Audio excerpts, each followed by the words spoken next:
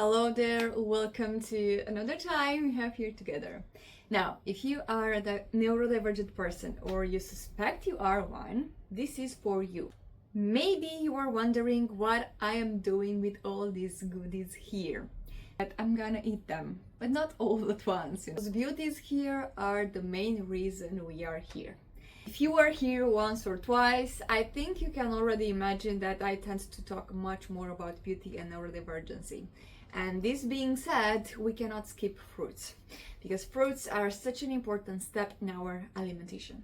Now, there is a thing with all this neurodivergent thing, and as a psychologist, what I can tell out of my studies, my research, and my own experience, which wasn't that pleasant, let me get into that, but what I can tell is that all kind of neurodivergency, may it be ADHD or autism, they all have some causes, okay, some factors that were there, and some of the factors we can influence and some not. And let me tell you first of all the factors that we cannot influence: what mother ate or consumed during our pregnancies. There is also a conspirational theory about all the vaccines to babies. I don't know about that, I say nothing about that, but and there is a thing about being a baby, okay? What happened there, the stimulus, and whatever happened in our early childhood, okay? Especially in the autism part, usually people with autism also faced some kind of or irregularities or specifically unsafe environment. And in this case, the ADHD people also, they face very insecure environments. Therefore, as Gabor Mate said, when one cannot escape with the body, will escape with mind. Therefore, our mind flies, and we have all that mental energy, and we're always thinking and wanting to do stuff. But when it comes to really doing it, it's another part. Now, those are the factors we cannot influence, okay? But here comes some other factors we can influence, and those factors are the following: substance abuse, okay? Any kind.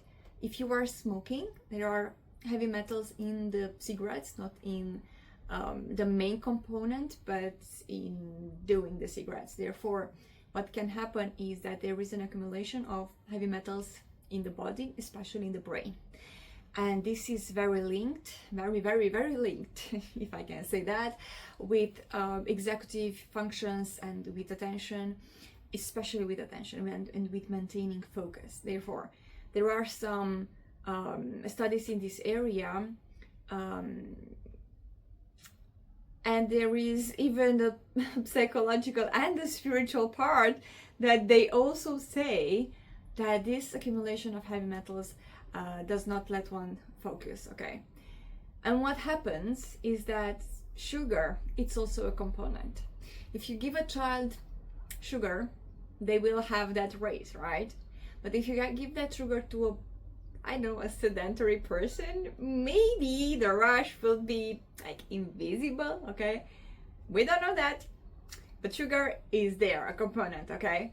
And if you add some, some cigarettes, some sugar, and if you add an ignorance to intestinal health, you can have a similar manifestation to ADHD. If you have, by chance, and 80% of people have parasites in their gut, they will crave sugar, okay? And they will release toxins within the body. If you eat sugar and have parasites, you have the manifestation of an ADHD, but it's not ADHD. It is not.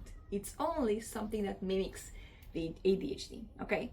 Therefore, especially if you suspect that you have ADHD, try to do those steps. First of all, general cleanse of the body, however you want it, with pills, organic, whatever you want, just do it. And after that, try to maybe switch a little bit of sweeteners, try to manage that area a little bit, okay? And that you can see some results with ADHD or not, okay? Therefore, the second step is adding something nutritious. And now here's the part of this, all these beauties.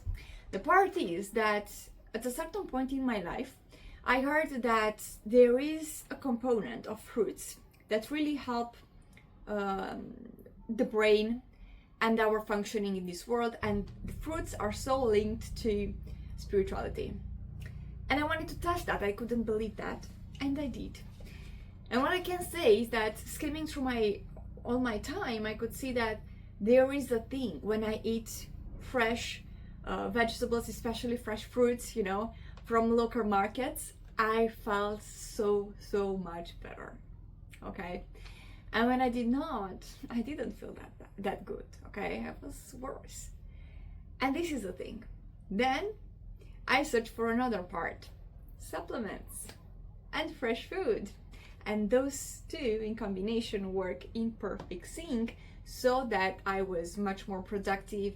It lowered the nasty part of the ADHD and somehow growth the good part of the ADHD, you know, that kind of the good part, like being that, I don't know, spontaneous and wanting to do stuff and really doing it, you know, and really make it through the day. You know what I'm saying?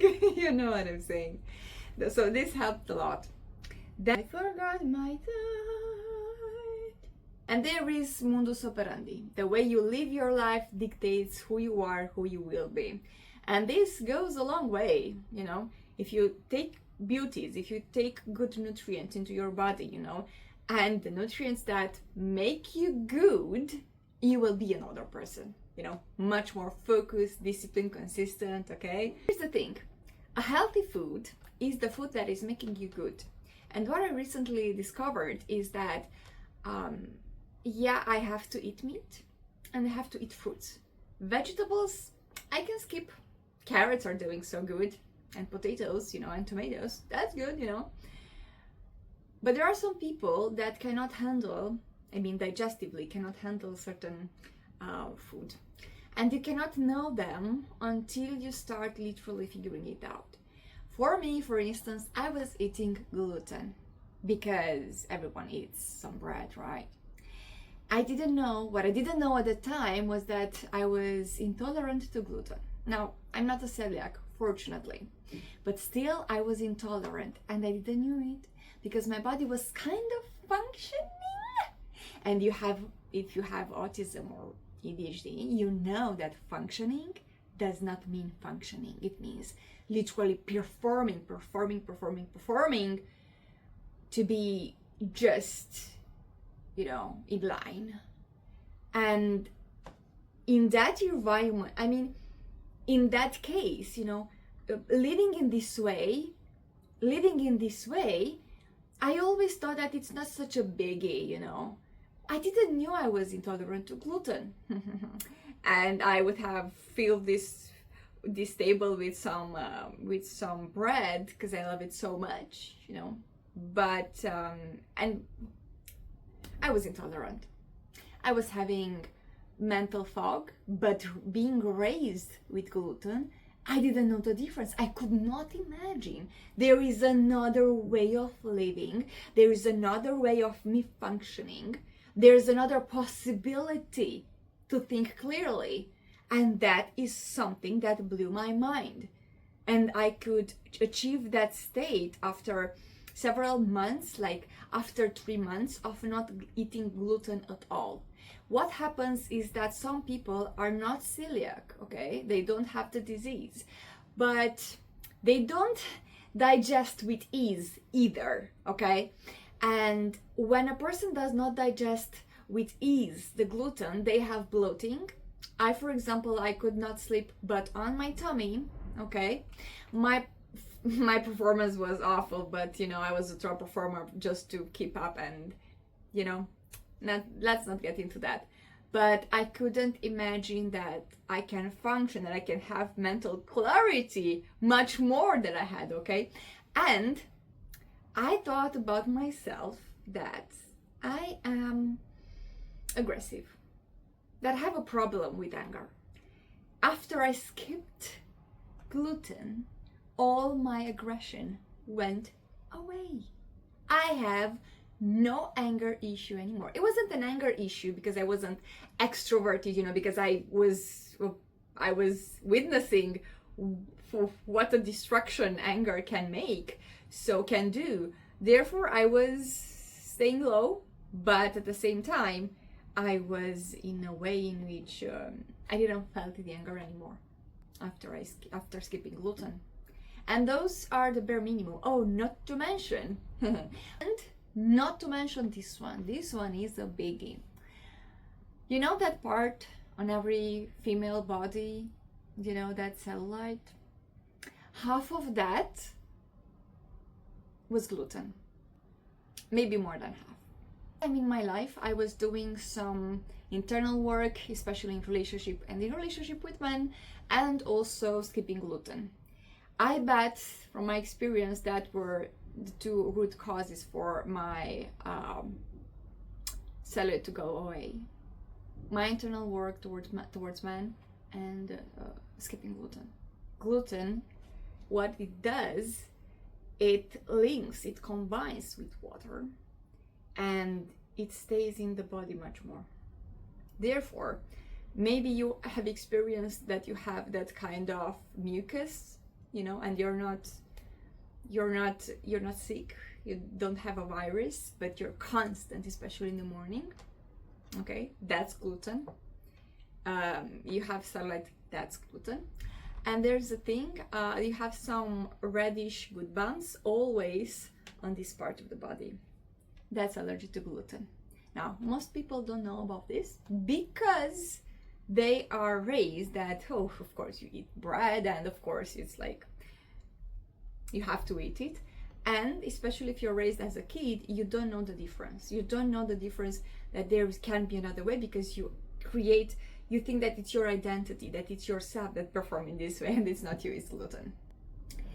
Therefore, what you can do for now is what I did. I kept gluten. I said in this way, at this table, at this meal, can I skip gluten or no? And then I would wait for the answer. If the answer was yes, I would totally do it. If the answer was no, I would totally do it. Usually, most of the time, the answer was yes, at this meal I can skip. And I did that for 1 month. After, 6 weeks, I was at a restaurant and it came with gluten. I said, I'm not making a fuss out of it, I will eat it. Yeah. Half an hour later, I was at the salon, the hairdresser, and it was supposed to be a great day, but I felt like all I see is black. My head is black. I have this space in my head, and all I want is to lay down and be buried down. And I felt aggression and the migraine, and the person was in my head and was horrible,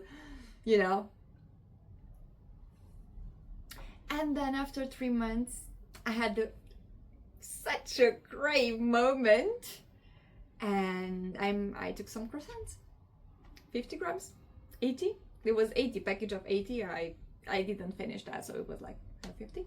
1 week, my gut was blocked. I couldn't eat. I couldn't go to the bathroom, and it was so horrible, the feeling. And I was on a camp in the mountains. And therefore was horrible because I was always with people and it wasn't fun. And after that 1 week, I said I will never put some gluten in my mouth. So if you want to skip gluten, maybe you want to do this. Ask yourself at every meal, can you skip gluten at this part or no? If you are doing it's a great strategy, but ultimate aim is to be gentle with yourself while you are transitioning, okay? And that's very important to transition. There's a thing, here's a catch. If you eat gluten from time to time, your body will stay the same. Because being intolerant to gluten means that your body is in adaptation mode. Your immune system is attacking the gluten, and it's always that kind of tension on your immune system, okay? And what happens is that if you eat gluten from time to time, body knows it and it stays ready, okay? So let's say if you didn't eat gluten last week, that's good, but this week you're eating, it's there, you know, and after that it's there. And what happens is that the body remains in that alert. It's only when you skip gluten at all that your immune system will lower its defense, you know, and you have much more energy, let's say, or much more potential in your immune system to really attack what needs to be attacked, okay? In the beginning, when we as humanity started to eat bread, the wheat was different, and therefore with every switch, you know, in this world, there is a thing that our body is not adjusted to gluten, but it can be adjusted to that old way, okay? This is why some of the people I've heard, I won't try it, but some people said that when they are in US they cannot eat gluten, but when they are in Italy they can eat, because here here it's not here, I'm not in Italy, I'm in Portugal, but in Italy it's the gluten is different, therefore they can eat. How to eat fruits as a neurodivergent person? First of all, you need to take in consideration everything in your body, and that is your insulin, you know, your pancreatic system. First of all, you need to take care of glucose level, you know, and all the pancreatic hormone. I think it's called insulin. Is it? Am I translating correctly? Okay. And you need to know where and how to eat fruits. First of all, you start the day by eating or drinking something proteic. Okay. Especially eat something proteic. Avoid carbohydrates. Avoid fruits in the morning, because there is the hormone that is managing the glucose, and if you are adding fruits at the first thing in the morning, that hormone can spike and can, I don't know, in time create a vulnerability for diabetic, okay, and insulin resistance. Yeah. But what can you do is that after the first meal, which should be usually protein, like eggs or something, you can have before lunch, you can have fruits. Fruits are best to be eaten before lunch, you know, before a meal, before dinner, and try to eat whatever makes you good, okay? For example, what does not make me good is the skin, the peel of the apples. I prefer not to, okay? And especially, when I start the day, I want to drink my lemon water, okay? Usually I avoid oranges, but this time I want to make a dream drink with oranges and cloves. And yes, these beauties, red beauties, every red thing is very good for females. Not to mention, there is a thing, every kind of melon should be eaten separately, and you eat much more, you know, like this part, like half of it, or you should be eating just melon. If you want to combine many types of melon, you can, especially with some mint and some lemon and some honey, and it's like the perfect thing. If you want a recipe, you should find Anthony Williams, who has this thing, this recipe, and it's very, very hydrating. The other ones you can eat however you want. Berries you can eat in the morning, that's very good, and that's it. It's much more important to eat your fruits in every day than eat your vegetables. Also good to avoid sugar spikes in the blood, and to avoid that with fruits, try to avoid grapes, especially if you haven't eaten for a while, okay? So this is the only case in which you should be paying attention. Okay? In the end, don't forget that fruits really help the neurodivergent brain. How? Because all fruits have something in there, okay, some oligo elements and some kind of nutrients that really help the brain. If you are neurodivergent, you are consuming much more energy because you have to handle much more of the things. Therefore, your diet cannot be the same with a person that is consuming just a little for the same task. In this regard, what you need to know is that you need to really take care of yourself better and take care of yourself as you wish, as you want, as you intuitively think, and not as you were raised. Okay, bread and sugar should be good for your brain, but definitely fruits and water, and good water, and fruits again, and something fresh really help you stay in another place. And this state of being is so important, because when you are there in that state of being, not only that you're feeling better, but you can accomplish things easier or with much more performance. And we need that, because we need that to create money to survive. So therefore, investing in yourself, in your diet, in your lifestyle is always such a good thing. Okay, like you cannot stay consistent, try to add some habits in your life and really separate the habitual part, which need to be done, and the adventure part in every single day. When you are, especially if you have ADHD, if you are giving yourself enough of good stimulus that you need to feel that way, you are much more prepared and ready to maintain a routine and habit, and it doesn't have to be a routine, but definitely has to be a habit. Or if it's not a habit, just enjoy every single moment of your life, and with that enjoyment, please buy some fruits and eat them, okay? Because that would really do you good. Now, for more tips and tricks about alimentation when I'm a psychologist, please follow this channel. I hope you're having a great day. Bye bye.